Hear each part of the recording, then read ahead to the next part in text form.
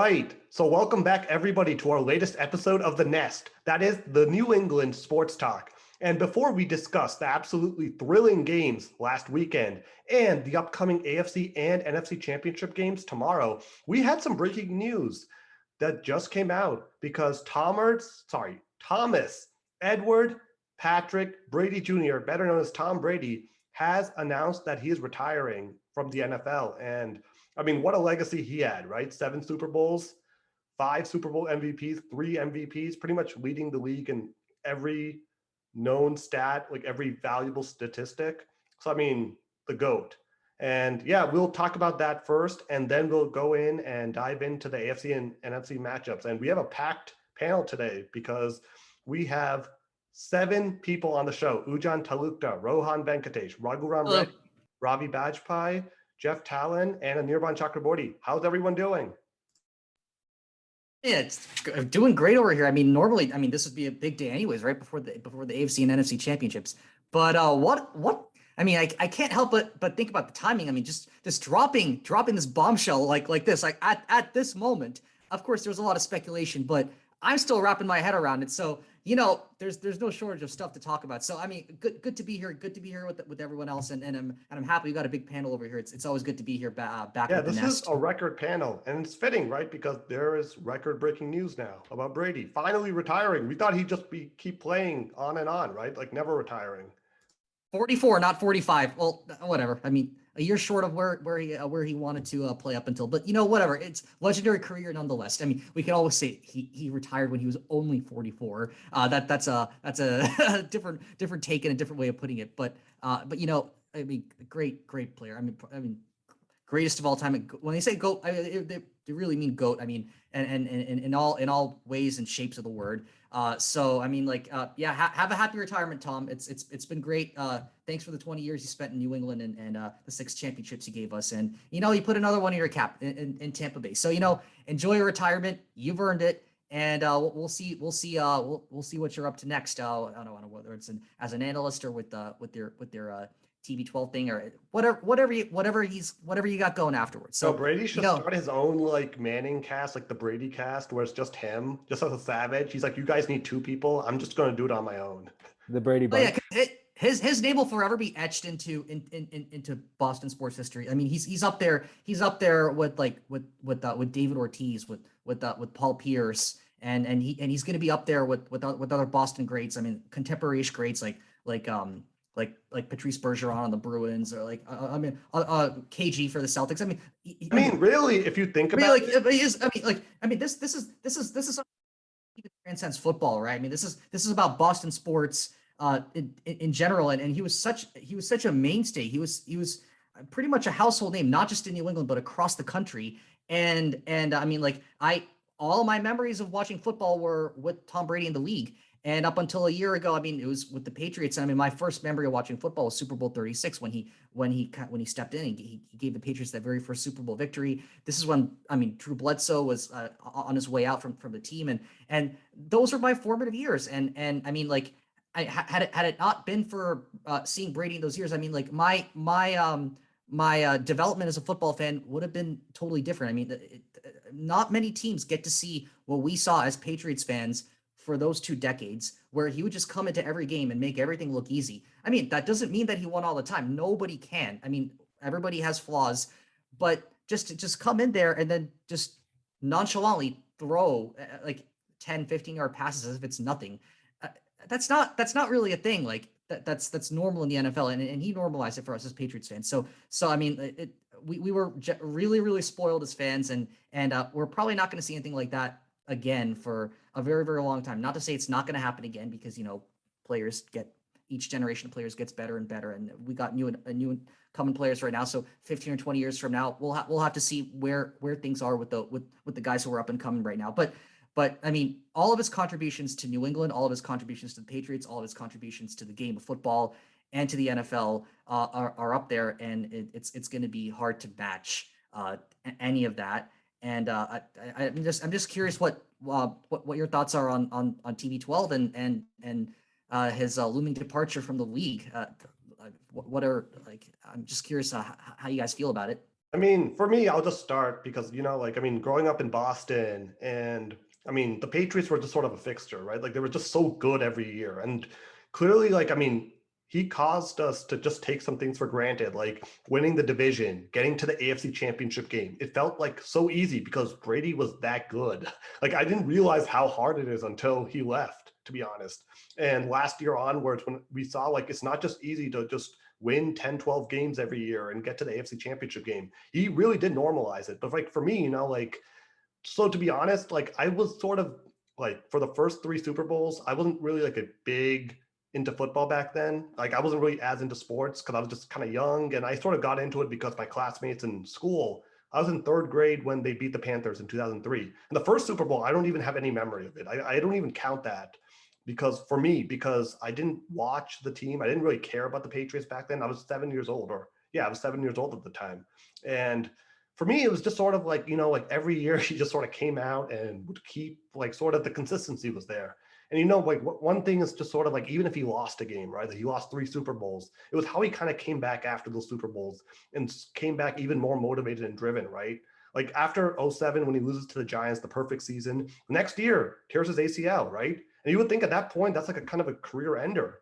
I mean, how can you come back from a torn ACL? He comes back in 2009. They get to another Super Bowl, which they lose to the Giants again. And even 14, we can't forget that Monday Night Massacre when the talk among the So pundits was is like, Brady. oh, is this the end of Brady? Is this the end of the Brady Belichick era? And lo and behold, the Brady Belichick era would last another 6 years. The will and determination. 7. Yeah, exactly. The will and determination that he showed every year, no matter win or lose, that's really something I admired a lot, right? Because that's not something that everyone has, right? Like sometimes we've seen guys lose Super Bowls and then they just sort of flame out, or they just sort of win and then they aren't able to do it anymore. But he was just able to keep doing it, right? Against the Eagles. What a deflating loss, and kind of a pun there. But what a tough loss. You throw for 505 yards and you lose because your defense can't stop anyone. And then how does he respond? The next year, he leads them back to the Super Bowl and they win. And I was actually fortunate enough to attend that Super Bowl 53 against the Rams. So I'll always be great for that. But I think for him, he was just a transcendent Boston athlete, not just Boston, just throughout sports, right? 7 Super Bowls. That's more than Michael Jordan. Michael Jordan is one of the most revered athletes across the world, right? And he won more than Michael Jordan. Like that is just amazing to think of. So even though whether or not you were like a fan of the Patriots or you supported any of the rivals, you got to always give the tip of the cap to Brady because of what he was able to accomplish every year. And he always gave his best at the end of the day. Even if you lost or even if you beat him, you knew that Brady gave his best effort. And that's what made the win really rewarding for opponents too, because you knew he was capable of that. So, for me, it was just the excellence he always brought. So, I can kind of go on his work ethic. Like I've always heard about it. And we all know the story, right? He was a 6th round draft pick. He was supposed to be a backup of all things. And then he turned into being the greatest quarterback of all time. And I would say he's the greatest football player of all time. But that's a separate debate. But yeah, I think it's just the excellence he brought on every week and kind of we took it for granted. And yeah, there's a lot of stuff you can learn from it. But for that, I'll always be grateful for him. So thank you, Tom Brady. 7-time Super Bowl champion, and he proved he didn't need Bill Belichick to win, right? I think I'll just say one other thing. Every time someone doubted Tom on something he couldn't do, he took that as motivation on himself to do it. Like, hey, you're down 10 points in the fourth quarter against Seattle. The Legion especially of Boom. The 16-17 season. Especially after not even that. Like first 4 games, Seattle, right? Coming back and the Legion of Boom, the team that had just crushed Peyton Manning's Seahawks the year before. What does he do? You're down 10 points in the fourth quarter. He leads 2 touchdown drives against that Seahawks secondary, one of the greatest secondaries of all time. Then, of course, my favorite one, 2 years later, 28-3. Hey, Tom, just give up. You're not going to win this game. What does he do? He leads that comeback drive. They win in overtime. And then you lose to Philadelphia the next year. Hey, Tom, you're not going to get back to the Super Bowl. Come on. No one loses the Super Bowl and comes back. Tom Brady did that the next year. And then probably the cherry on top. All right, Tom, you left the Patriots and you joined the Tampa Bay Buccaneers. That team has not made the playoffs since 2007. That is a losing franchise, a losing organization. You are not going to win anything here. And what does he do? Year 1, he leads the Buccaneers to a Super Bowl championship against Patrick Mahomes, the new king of the NFL, right? The new, everyone's, and rightfully so, one of the best quarterbacks in the league. Yeah, I think 15 or 20 years from now, I mean, Patrick Mahomes is going to be of Brady caliber if he's not already. Well, I mean, I think every time someone doubted him, it just gave him extra fuel to be able to get it done, which is just amazing. So yeah, I mean, that's sort of my takeaway. Like, I was privileged to be able to watch him, and I'm very happy. I mean, it's obviously a little sad to see him go, but I mean, he gave me memories to last a lifetime. Like most teams, they just want to sort of win once, and Brady just sort of like gave us an extra desire to keep winning, to chase excellence, greatness, not just to win once, not to just be good a couple years, to be great every year. That's sort of the difference I think Brady gave me versus like any of these other athletes. So I mean, he's one of the greatest athletes of all time. I mean, I won't say he's the best athlete of all time, but he's up there with the greatest athletes of all time with his accomplishments and what he did to football overall. So yeah, I mean, that's sort of my takeaway. But yeah, anyone else, please chime in. I want to hear what everyone else has to say. I think it was discussed already, but you guys already talked about hit on a lot of things. I would say my favorite moment was definitely the 28-3, because after all, that's the largest comeback in playoff history, 25 points, and I don't even know what it will take to beat that, to be honest.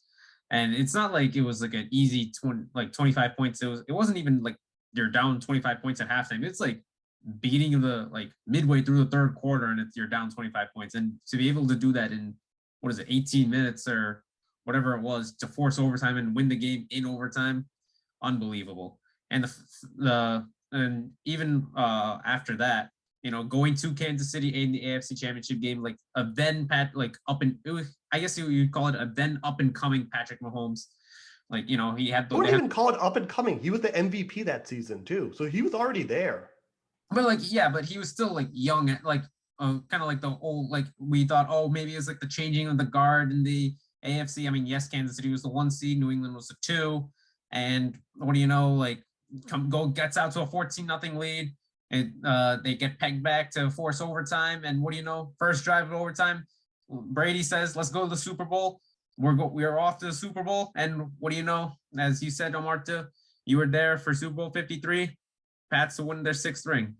I mean, it hasn't been exactly all great. The torn ACL in 2008, 2019, you had the 12-4 year, but the team felt very off at that point. What ended up being Brady's last year in Foxborough, but then going to another team, to the Bucs, who they still had like Mike Evans, Chris Godwin. I mean, it was still a pretty good offense, but as you said, the Bucs didn't make the playoffs since, what was it, 2007 at the time. But taking that team as a wild card team too to the Super Bowl. I mean, no team had done that like since the Giants in 2011, I believe. No, 2010 versus the Green Bay Packers, the last wild card team. No, I thought it was 2011. Remember? Well, the Giants were actually they actually won the division that year. Oh, were they? Okay. But that was a 9-7 team too. I think it was. You do have a Giants expert here to confirm. Yes, I do remember that. Oh, it was a great year. I missed those days quite a bit. Yeah, but still, like, it's not really like, how am I going to say it? Like, going into so many straight AFC Championship games, it was almost like taken for granted that, oh, Pats are going to the AFC Championship game. And the fact that it was like home most of the time, it was kind of unreal. Like, I remember, 2012, like getting thrashed by Baltimore in the AFC Championship game. And then the next year, like, you go to Denver. I mean, that was a little bit of a not so great showing the 2013 AFC Championship game. The 2015 one is still Brady versus Manning for the AFC title game. Take a drive down to you're down 8 points, you get a touchdown 12 seconds to go. Of course, 2-point conversion, no good. But there was never a quit in Brady. Like, it didn't really matter what down it was. It didn't matter what quarter it was. It didn't matter what stadium it was. If Brady was on the field, there was always a chance that his team was going to win. Yeah, and also I just wanted to point out, like, because you mentioned 2014, 2015, like how he handled the scandals as well, like Deflategate, like whether or not you believe that he actually was involved in deflating the footballs, is just sort of how he conducted himself. Like his play never dropped at all from those seasons, right? Like in 2015, obviously he played that whole year, got to the AFC Championship game. If anything, it Suspended improved. I 4 think. games. Yeah, he got suspended 4 games in 2016. How does he respond to that? He ends up leading the Patriots to the Super Bowl and then coming back against Atlanta in that Super Bowl, 28-3. I mean, that's sort of how he responded. Like he never let any of that like sort of deter him from what he's looking at. So yeah, I mean, just really like once in a generation. And I mean, I'm just glad we were able to see something like this, right? We hear a lot of stories about Michael Jordan. We hear stories about these great athletes like Babe Ruth. We hear stories, but not often we actually get to see them in action and sort of winning, and sort of for him to sort of do it for our team, the Pats, or at least most of us who support the Patriots. Obviously we have some Oh yeah, as well here. His name is going to be up there with all-time great athletes. Tiger Woods, Lionel Messi, Cristiano Ronaldo, Wayne Gretzky. Like he's going to be up there with like. Besides, like in Boston, like we talk about, really just besides some of the Celtics greats like Bill Russell, John Havlicek, some of those who were part of those '60s Celtics who just won every year and have multiple championships. I mean, after that, it's really him. I mean, in terms of championships. I mean, he's an all-time great in any category. Closest would probably be Big Papi. That's 3 World Series versus 7 Super Bowls, though. So. And then no, I think I see the point that they're both. I mean, the idea. I mean, he is a sports icon, right? I mean, I think that's probably what you're getting at. Like, by the way, quick sideways. Congratulations to David Ortiz for being elected to the Hall of Fame. Well deserved. Yeah. Just a side note. Yeah, and Brady's going to be in there eventually as well. I mean, 5 years. David Ortiz, deservedly so. I mean, Roger Clemens, Barry Bonds not making it. Maybe controversial decisions, but I think David Ortiz, that was pretty much a slam dunk decision, although probably Dan Shaughnessy would have to say otherwise, but that's a topic for another show. Oh yeah, and I think having Brady and Ortiz, like you guys said, I mean, growing up, Boston sports was just absolutely popping with icons. I mean, if you look across all 3 of them, they were just people. I mean, Paul, like the big 3 at the Celtics. I mean, of course, Big Papi, and then a lot of the kind of 2004 core who'd made. I mean, Manny Ramirez didn't end things well here, but we all remember how good he was for us in like 04 and 07. And then of course the Patriots, Gronk, Brady, a lot of the players. Like I started I didn't really remember a lot of the kind of earlier core players like Lawyer Malloy or Troy Brown or those kind of in the original kind of Super Bowls. But yeah, it's going to be really special to see, and I think it's something. It's like everybody says, it's kind of bittersweet. He's leaving, and he's a guy you kind of grew up with, and now you kind of realize it's been 2014 was a pretty long time ago, so you're kind of grown up, I guess. It's you're not a kid anymore because Tom Brady's not going to be on the television like he has been for the last 22 years. So it is kind of a bit of an adjustment, I guess, and I think even when you're not a fan of the team, just even seeing players like Big Ben and Drew Brees retire, who I've also kind of grown up watching play, Peyton Manning. I mean, just it's always I think a little. You kind of feel like there's a bit that connection that kind of goes away from the game a little bit, and I kind of wonder if that how that kind of impacts maybe future fans getting into the game too. But yeah, I hope he has a great retirement, and I think you guys already really said everything that needs to be said about really what his legacy will be. Yeah. Does anyone else want to talk at all about Brady, his career, or like anything about it? Okay. Yeah. I guess. Yeah. Okay. So now we can. Well, I guess he would have liked to have played one more game, probably against the Niners tomorrow, but of course that's not happening because the Rams. Yeah, let's talk about that. We'll talk about that during the NFC Championship. But since the first game tomorrow is going to be the AFC Championship game, the Cincinnati Bengals and the Kansas City Chiefs. I mean, let's talk about that now. So obviously this is a rematch of the regular season. The Bengals won in week 17, 34-31. That game was in Cincinnati, and they beat the Tennessee Titans, the number 1 seed, 19-16. And I mean, Burrow had a strong game. Ultimately, the Bengals defense was the key, though. 3 interceptions off of Ryan Tannehill, including that last one, which set up that game-winning field goal attempt by Evan McPherson, the kicker. So, I mean, the Bengals defense, 4 interceptions in 2 games. So let's talk about this one. What are the key matchups you're sort of looking for tomorrow? Who wants to begin here? I think I'll start. I think the key matchup, which everyone's going to be looking at, is going to be how Joe Burrow and Jamar Chase and their connection and how they last against the Chiefs defense in the in the win that they had against the Chiefs at the end of the regular season. The whole reason why the Bengals were able to mount that huge comeback was that connection between Chase and Burrow. Burrow threw for around like 470 yards, some odd, and Chase had over 200 yards receiving. So I think Burrow was 30 of 39 for 446 yards and 4 touchdowns, and Jamar Chase 11 catches, 266 yards and 3 touchdowns. And that game is super interesting too, because Patrick Mahomes had a pretty good game that game too. He had a very good first half. Second half, the Bengals defense actually managed to shut him down quite a bit, but overall had a pretty good game. But it was just and they sacked Joe Burrow, I think, at least 4 times. But Burrow just had like a completely went off, and Chase completely went off, and that's how they managed to win that game. Do I see that happening again? The Chiefs are obviously going to game plan very hard against this matchup of Burrow and Chase, and the Chiefs managed to shut down Stephon Diggs, the number 1 receiver on the Bills, pretty convincingly the previous game. I mean, that did leave other options for Gabriel Davis, but regardless, like that was a very good showing by the Chiefs pass defense. So I don't know, but I think that's like easily not only mine but most people's matchup that they're going to watch. Yeah, I mean, I would definitely have to put the matchup between Joe Burrow and Jamar Chase up there. I mean, it's definitely one of the top matchups I'd be watching for. The reason I'm not putting it way at the top is that the Bengals can still run, but I mean, their run game it's okay at best. But the thing is that they at least use the run game a little bit more. I mean, if you look at the Chiefs, they barely use the run game at all. I mean, yeah, they do have Clyde Edwards-Helaire, but I mean, like as a running back, but they're primarily reliant on Patrick Mahomes and the connection that he has with being able to connect with Tyreek Hill. That's going to be a key matchup to watch, because if you look at the numbers, Tyreek Hill, he averages 11.6 yards per reception, and he has 111 receptions off 159 targets. So I mean, I would definitely say that Mahomes, because he just passes the ball way more, and he's going to be far more active in the game than say Joe Burrow is. Even though, despite the fact that the averaged out stats, the averaged out numbers are probably slightly better for Joe Burrow. For example, Burrow, he has a 70.4% completion rate. Compare that to 66.3% completion rate for Mahomes. And in terms of the yards per attempt, 8.87 for Joe Burrow versus 7.35 for Patrick Mahomes.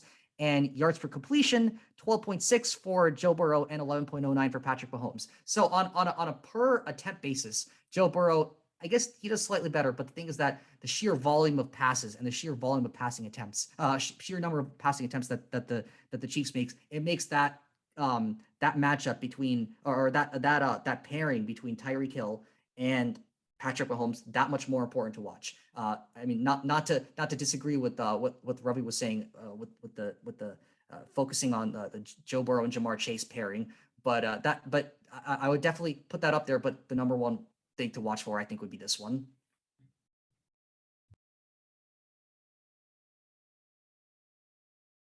Yeah, I mean, I think it's going to be interesting to sort of see what goes on, because the 2 teams Cincinnati has played so far in the playoffs are the Raiders and Tennessee, neither of which is a very impressive offense, to be frank. So now you go from that to Kansas City, who just dropped 42 points on the number 1 ranked defense in Buffalo. So I'm going to be very interested in the Chiefs defense overall, though, because I mean, they struggled against Josh Allen. Bottom 10. So is Cincinnati. Yeah. Both are bottom 10 in terms of passing yards allowed by the I'm expecting another high-scoring game right now. And especially, like, it's going to be interesting because Cincinnati's offensive line is very shaky. And last time they met Burrow, they sacked 4 times. They sacked him 4 times. I will say one sort of saving grace for Joe Burrow is that even though he got sacked 9 times, is that the Chiefs' defense is actually one of the worst teams in terms of actually they did sack the Chiefs defense last time, sacked him 4 times though. So they did sack him. They did sack him 4 times, but overall, in terms of getting sacked by a team, they're actually on the lower end of that.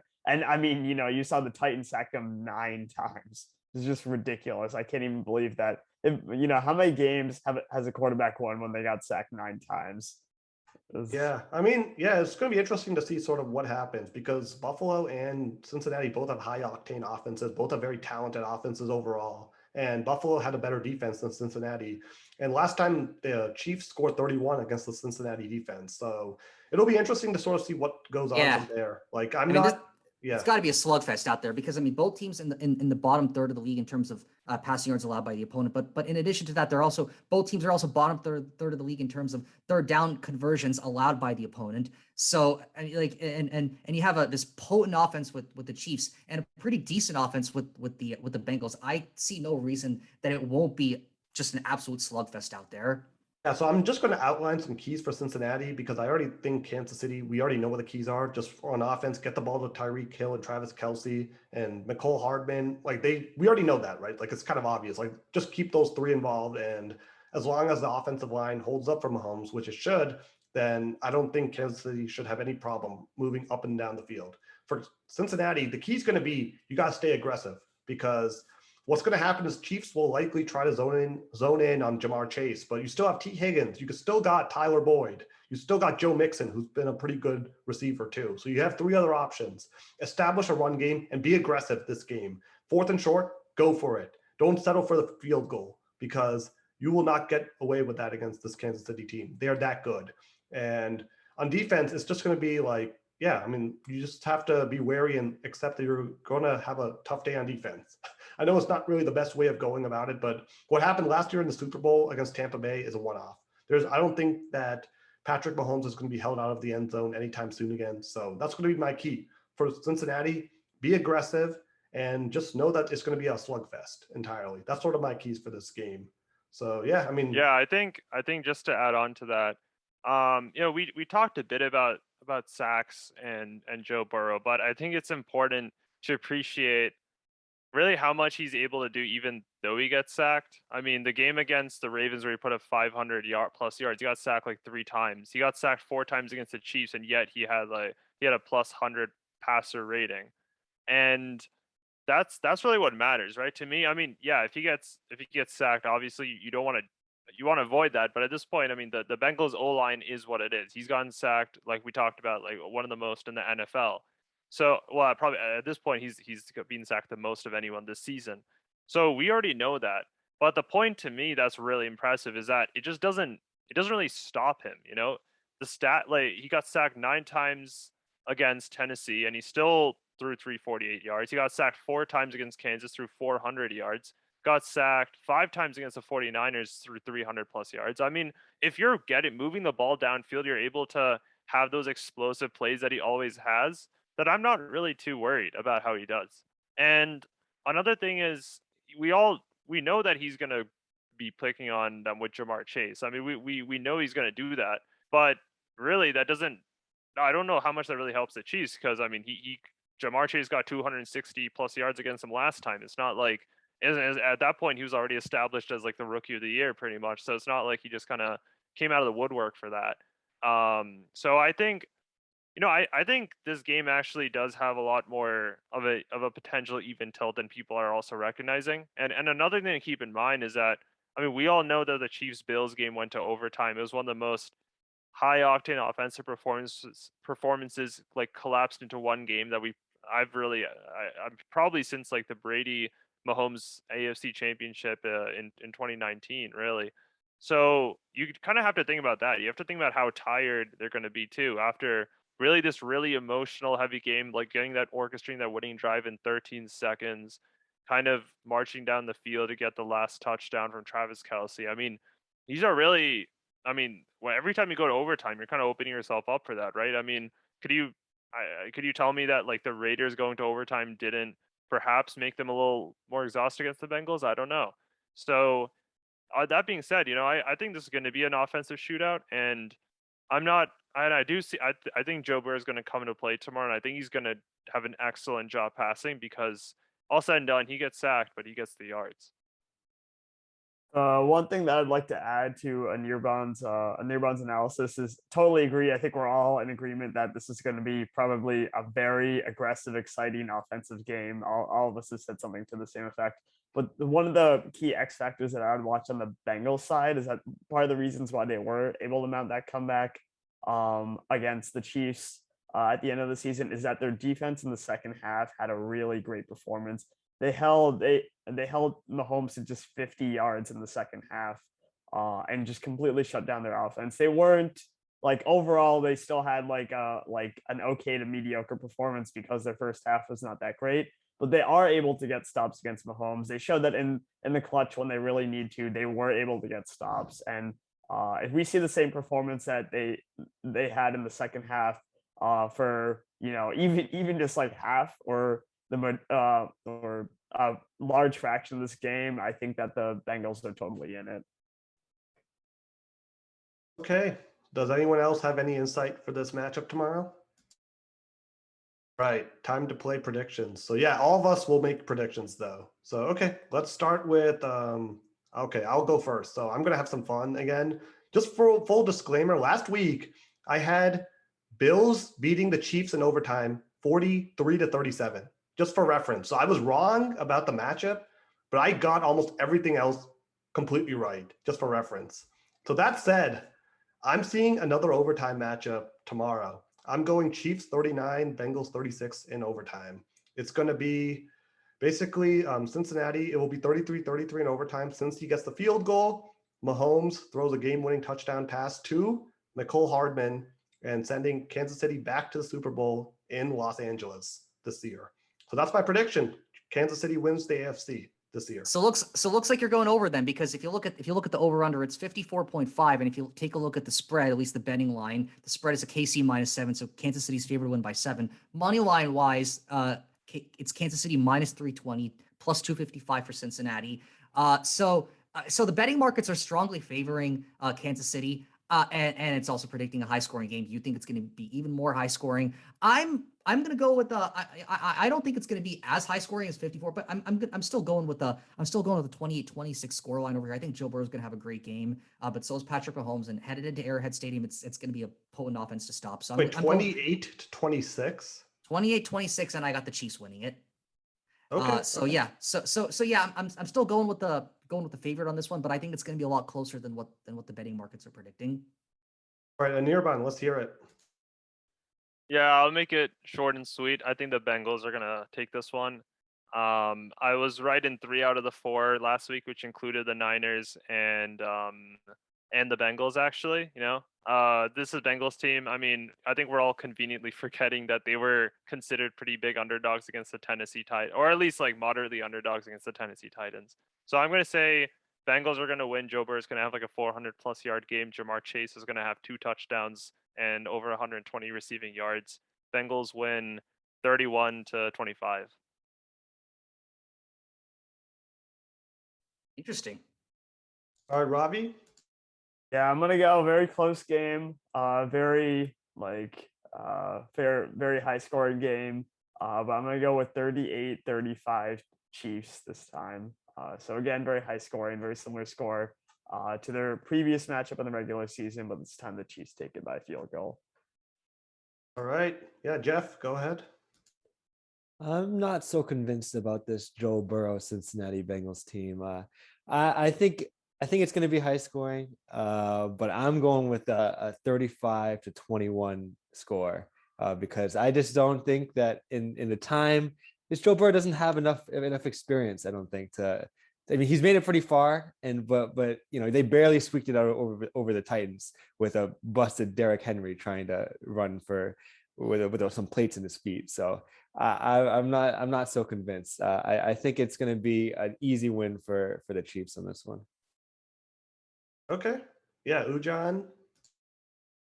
Yeah, so I'm gonna go with Kansas City in this one. Disclaimer: I was 0-4, so chances are last week. So chances are whoever I say is gonna be very. I was also 1-3. Just very quickly, I was 1-3 last week, so I pretty much just doomed Kansas City into winning. So that might override whatever confidence Jeff just had, unfortunately. Yeah, well, it seems as though whatever I predict, the opposite happens. So I don't even know why I'm exactly doing this, but I'm gonna give my shot anyway. Hopefully, I'll get something right for tomorrow's game. But I'm gonna go with the Chiefs because for the 3rd straight year they're going to the Super Bowl, and of course for the 3rd straight year they're hosting the AFC Championship Game. So I just think that Actually, 4th straight year. Sorry, yeah, they already have hosted 3. Goodness me. I will, like I said, I'm still gonna go with the Chiefs. I think that overall, I think if it really comes down to like run defense, the Chiefs, I think, have an edge. In that, like, they've been playing all, like, their run defense is actually not terrible, but I think they got exposed in the secondary because after losing Tyrann Mathieu in the first quarter, I think that was a huge loss for them. Like, while they did stop Stephon Diggs, like, Gabriel Davis had 4 touchdowns. I don't think any wide receiver in the league has ever done that in the playoffs. So Yeah, it was a postseason record. Yeah. and I can see Jamar Chase turning into Gabriel Davis 2.0 and probably getting like 2 or 3 touchdowns again. And I know Cincinnati won on the last second field goal in the regular season, but as said before, that was in Cincinnati. Now this is Kansas City. It's almost February. Patrick Mahomes at home is, something else. So I'm going to go with Kansas City 35-31. Okay, and that leaves us Raghuram. I think I'm gonna have to go with Kansas City, 38-28. Kansas City taking it, and I think it comes down to Joe Burrow taking like a lot of hits like last game, and just that connection that Patrick Mahomes has with like so many receivers, and the Chiefs. Okay, so 6 of us picked Kansas City, and So man, if the Bengals end up winning it, then yeah, Anirban's gonna look like a I'm just gonna genius. say this: if the Bengals end up winning, then I think going forward, people are just gonna want to listen to a Anirban, and they're gonna just not want to listen to us because we were just completely wrong. Or Oh yeah, a Anirban Pacers in what was it? Pacers in the NBA championships. Was that your early season prediction? wasn't it It Charlotte? was. Or Lions in the playoffs? Well, I think Well, the to be Lions fair, are on the actually going to be in the Lions' end- playoffs next season. be fair, on Next the season, Lions' they'll be in the end- playoffs. Well, to be fair, on the Lions' end, Cincinnati was viewed as a playoff long shot at the start of the season, right? And now they're in the AFC Championship game. So, Oh, fun fact. I mean, a couple years ago, this was like the summer of 2019. And I had no idea what I was doing. I just wanted to place a bet for fun. And I looked at, okay, which team has the longest odds to win the Super Bowl the following year? And it was none other than the Bengals. So I placed a $3 bet on them because that's the lowest amount that you could place. And sure enough, they didn't. We all know that in hindsight. But it's just interesting because they were there at that like a few seasons ago, and now they're 1 game away from making it to the Super Bowl. So I guess it really comes to show you how a few years can change a lot of things in the NFL. definitely, yeah. I mean, totally. But yeah, that's our predictions for the first game, the Bengals and the Chiefs. That will be a good one, hopefully. And let's move on to the second game now. So obviously this one is the San Francisco 49ers against the Los Angeles Rams. It's going to be in LA. These 2 teams are division rivals, so they've already met twice. The 49ers won both times, 31-10. That was a Monday night matchup in November. And then they won in week 18, 27-24. So they swept the season series. And actually the 49ers have beaten the Rams 6 straight times overall. So, yep, Jeff said it perfectly. So it's going to be interesting to see what sort of happens tomorrow, because obviously the 49ers, I don't know how they beat the Packers 13-10. I mean, that was a very amusing game to watch just because the 49ers offense was basically putrid the whole game. And then they get a blocked punt for a touchdown. And then they got the ball back for a game-winning field goal drive by Jimmy Garoppolo. So, I mean, I don't know how they got it done. I mean, the defense was outstanding, sacking Aaron Rodgers. Jimmy G actually wasn't as bad as he looked. It's just that he wasn't getting a lot of help from his receivers. I mean, that interception he threw in the end zone was pretty bad. And I mean, they did sack him 5 times, the Aaron Rodgers. And I mean, the defense was huge. I mean, obviously the special teams as well. They blocked a field goal right before halftime from Mason Crosby that would have made it 10-0, and it was a difference maker in the end. So, I mean, terrific game for the 49ers defense. I mean, back-to-back games against Dallas, they also had 5 sacks against Dak Prescott, 5 sacks against Aaron Rodgers. So that doesn't bode well for Matthew Stafford tomorrow. But, I mean, the Rams also had their own thrilling matchup. Like, they did everything they could. Like, we talk about 28-3 against Tom Brady and the Falcons. They were up 27-3, and they allowed the Buccaneers to come back And partly this was like actually like on them. Like they fumbled the ball. They're just like losing the ball over the time. It was almost like as if the Buccaneers were trying to give them the game. And the Rams were like, no. Here, you take it. You take it. You take it back. That's what it sort of felt like. I mean, 2 fumbles, just back and forth, the sloppy football. In the end, the Buccaneers tie it. And then Cooper Kupp, I mean, he was terrific. Catches a game pretty much like sealing pass from Matthew Stafford. I forget how long it was, like 40, 50 yards, but they set up a game-winning field goal. So, I mean, that was the matchup. And so, yeah, I mean, both these teams won on the road on a last-second field goal. So it's going to be interesting to sort of see what happens tomorrow. So let's start with this one. I mean, Jeff, Raghuram, I want to get you guys involved too. So, I mean, what are your key matchups for tomorrow's matchup? Let's start with Jeff. Sure. This is going to be really interesting because to me, on paper, the Rams are just a far more talented team. Like you have star-studded people like Matthew Stafford, who's really shown up and shown that, you know, the Lions really didn't build the best team around him, and with the proper weapons, he can lead a team into a deep playoff run.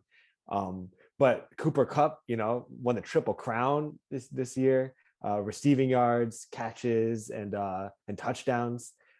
He almost broke 2,000, which would have been the record. Just a couple catches away from that.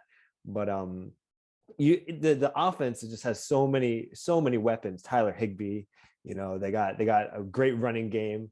And former Giants superstar too, right? Oh yeah, don't forget some late pickups. You know, you got Von Miller and Odell Beckham, who joined the team and really have shown that their prime has been extended almost past what people would have thought. Their defense has some crazy depth too, with great secondary. You got Aaron Donald on the line, who's probably a consideration for Defensive Player of the Year. He won't win that, obviously, with TJ tying the sack record. But Aaron Donald, it probably might be one of the most scary people to face as a quarterback, just knowing that he's breathing down your neck at all times. But we say all this stuff, and yet somehow the 49ers are 6-0. So you got to think that, you know, there's just something there. I don't know, psychologically, there's something there where they just got their number. And I don't know, if you're Jimmy G and the 49ers, like, I think you walk into this game pretty confident that you know that you have a game plan. You know, game plan obviously is to pound the run, make quick throws, use your really strong defense to keep you in that game. And just grind it out, and it's going to be really interesting. But at the end of the day, I feel like the most talented team just usually wins, regardless of, you know, narratives and things that we're thinking about.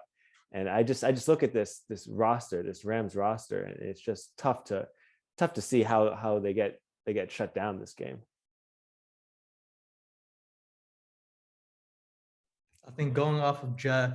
So for the 49ers, the key matchups, I think, are Jimmy G, obviously. He's the quarterback, the man who does it. And Deebo Samuel, I can't rave enough about this guy. On those jet sweeps, you see him starting to run the ball more.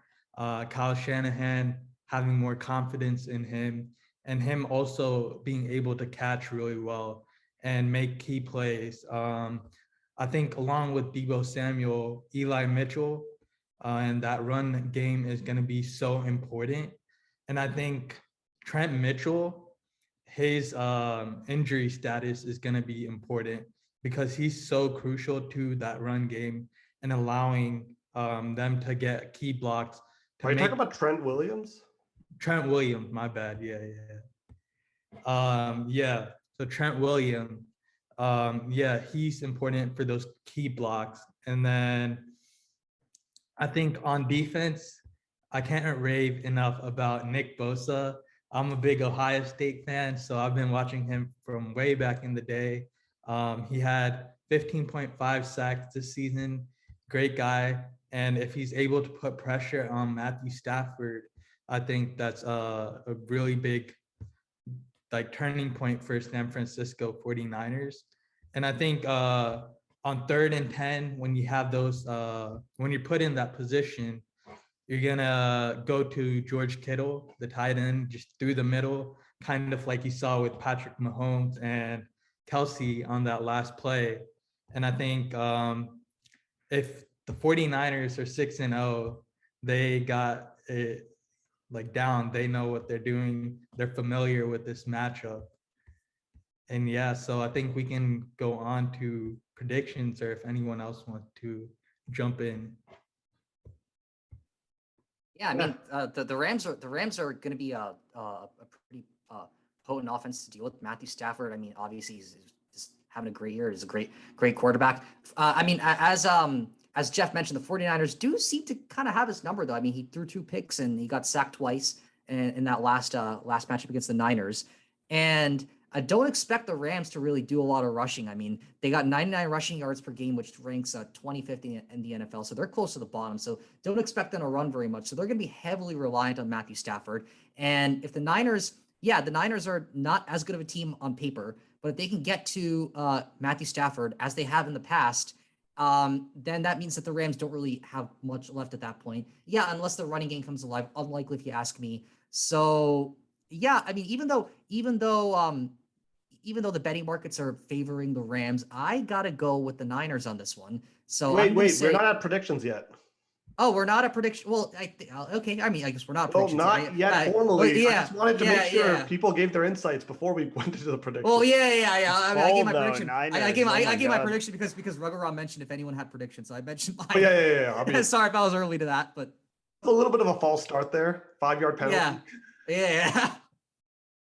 Okay. Yeah. It's okay. It's all good. All good. But yeah. Okay. Does anyone else want to like discuss at all or? Yes, I do. I would like to bring up that apart from Deebo Samuel and Elijah Mitchell, I would like to bring up the fact that Brandon Ayuk is an exciting playmaker for San Francisco. We all know what Deebo Samuel can do. I mean, in the Week 18 game, I remember he even threw a touchdown pass. So not only can he catch, he can run, but he can throw. And the chances of him throwing the ball are not zero, but pretty low, I would say, considering there's former Patriot Jimmy Garoppolo, but it's something that the Rams will have to look out for. It seems as though that Sean McVay just cannot figure out the 49ers, and Kyle Shanahan can figure out the Rams, no matter how star-studded they are. The one thing I will say about the 49ers Rams matchups this season, the first time it was, I believe it was the first matchup, it was in that Monday night game. That was Odell Beckham's Rams debut. So I don't think he was like fully like gelled with the offense. He was still learning the playbook. So I would say I'd give the Rams a little bit of a pass on that one. But the second one, I felt that yes, the Rams still won a division, thus they still have a home game. But I think they blew a pretty big lead in that game, if memory serves correctly. And then of course it went to overtime. Yeah, they were up 17-0 just for reference that day. Yeah. And, well, there you go. Yep. And it's not really something. I mean, the Rams could have easily won that game. Let's be honest. But they didn't. And luckily it didn't turn out too badly for them. But the fact that now they have to play the 49ers again, that doesn't really bode well. I mean, I don't really think that home field makes a huge difference considering how recent it was that the 49ers just beat them. It's not like they beat them week 1 in LA, right? It's week 18 we're talking about. So I would say that I'm honestly looking forward to another high scoring game. I'm not getting into my prediction just yet though, but But you learned the lesson. Speaking of receivers throwing passes, I mean, you see Odell's 40-yard bomb. So you got to be worried about that one too.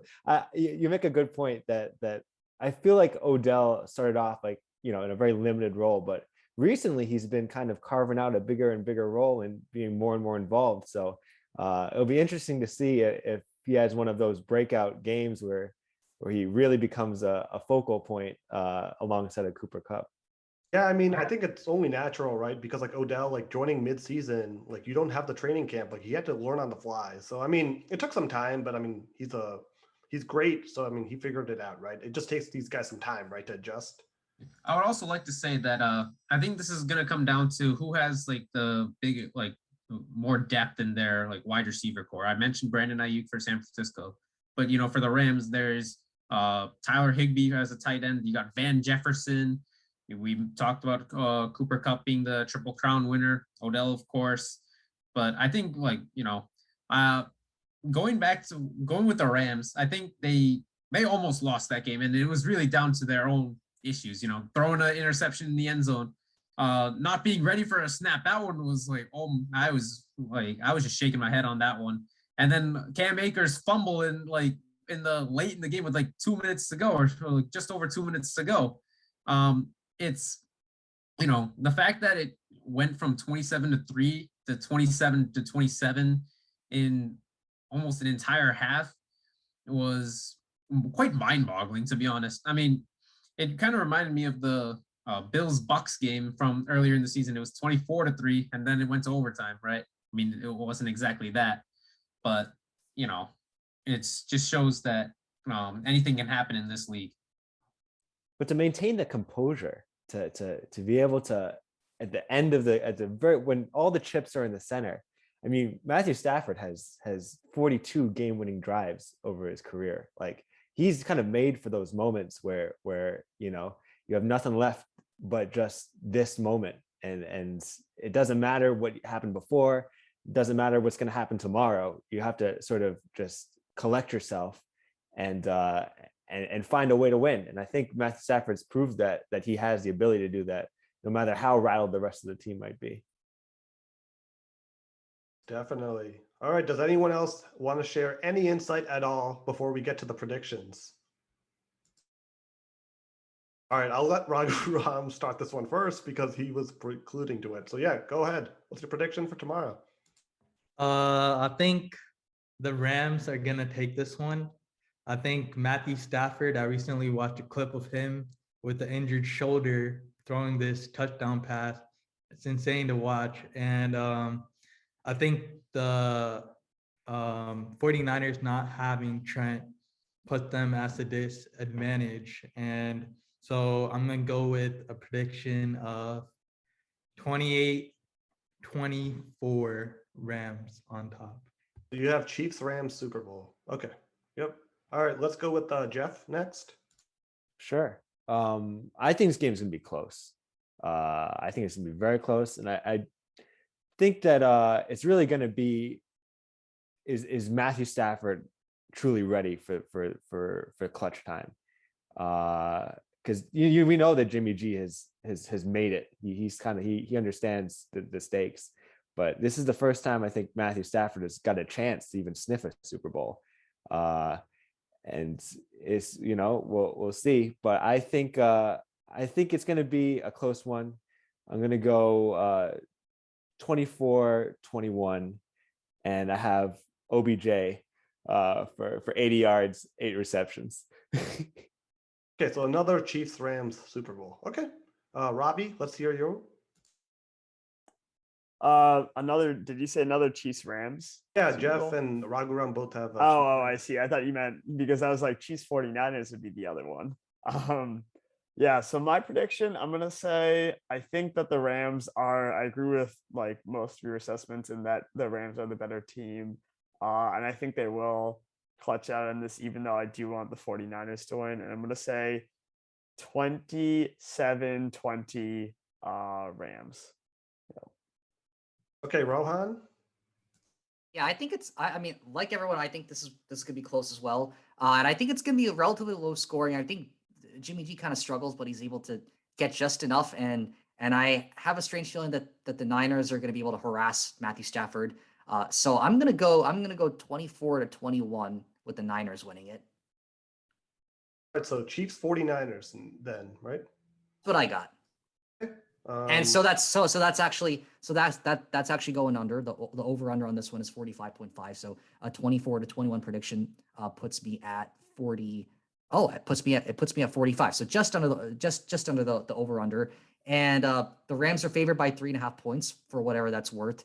And also for whatever it's worth, the money line is plus 145 for the 49ers and minus 175 for the Rams. So Rohan, I gotta ask you, are you, with all your knowledge of the money markets, are you going to be betting this weekend? No, I will not be betting. I will not be betting. No. Not Biggest confident. plot twist I, tonight. I am not knowledgeable or confident enough in my picks to actually place a bet. Okay. Yeah. And Ujan, what's your pick? All right. So, like I said before, I'm probably going to be wrong again, but we'll see. I'm going to take my shot at it again. So, considering how the 49ers have beaten the Rams for last 6 times, and I believe this is Matthew Stafford's first NFC championship game in his career. And the Never fact won that, a playoff game before. So yeah. yeah, and the I mean, considering the fact that he was on some pretty bad Detroit Lions teams, I mean, I guess it makes sense. But having a change of scenery has done him wonders. I would say that Jimmy Garoppolo's been to the NFC Championship game before, and we remember in 2019 when Jimmy Garoppolo only threw the ball 8 times, and the 49ers ran the Packers out of Santa Clara, and on their way to the Super Bowl. But the thing is, I don't really trust either of these two coaches when it comes to late game management. I remember the wild card game for San Francisco against Dallas. Kyle Shanahan almost threw that game away. The only reason San Francisco won was because Dallas committed too many penalties, and of course that whole botched QB draw that nobody really knows what happened to this day, why it was called. And of course, as I alluded to earlier, the Rams just committing so many turnovers. I feel like I just feel like it'll have this sort of sloppy ending to the game, turnovers throughout, whether it be fumbles, interceptions, maybe a muff punt in there too. I just feel like I just think it'll be a close game, but I think it'll come down to a special teams error. Just as much as I talked about all these high powered offenses, watch it just be somebody muffs a punt, and then Especially given how much ball security has been an issue lately. yeah, exactly. So considering what I just said, I'm going to go with the 49ers in this one with a score of 20-17 with a Robbie Gould last second field goal. So it'll be a Chiefs 49ers Super Bowl, just like Super Bowl 54. Okay. Anirban? So you have the Bengals. So you're already a different prediction from everyone else. So what's the NFC pick?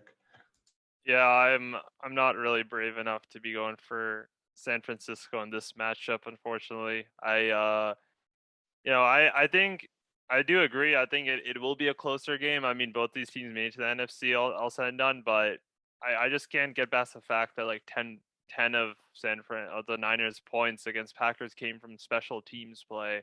And I mean, we all knew that the Packers had one of the worst special team units in the league, and it really cost them.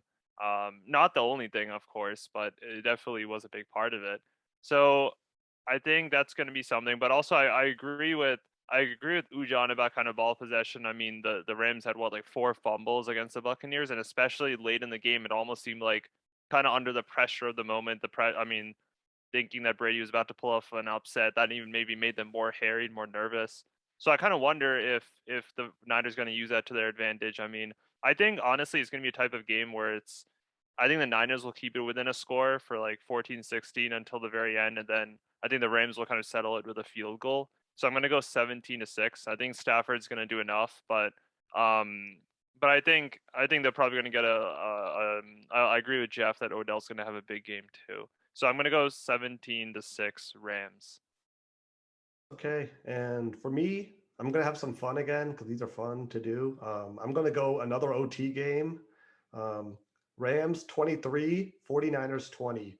And it's going to be because, so I think it's going to come down to overtime. So the Rams, Chiefs, Super Bowl 56. That's my prediction. I also just want to say, since I'm predicting Kansas City, I don't want San Francisco to reach the Super Bowl because I just don't think that would be a good viewing experience. I think the 49ers team from this year is way worse than the one 2 years ago. So just to spare myself and actually see a good matchup, I want the Rams. If the Chiefs actually do win, I'd rather prefer seeing LA in it than San Francisco because I just don't want to see Jimmy G in Super Bowl throw up all over himself again like he did 2 years ago. If it's Bengals Niners, then I guess that's the only Super Bowl matchup where all of us would be wrong. Yeah, I mean, That would actually be a rematch actually from the 80s. It happened twice in the 80s. Joe Montana, Chris Collinsworth. It'd actually be interesting because a Bengals 49ers Super Bowl with Chris Collinsworth, who was on those Bengals teams that lost to Joe Montana, he would be now announcing. So that would be a very interesting mix. But I don't know if that'll happen. But yeah, so that's all 7 of us. We got it through. So yeah, we will be back next week, regardless, to preview a Super Bowl, and we will be back again the following week to do another preview of the Super Bowl more in depth. But until then, enjoy the games tomorrow, everyone. And yeah, have a good one.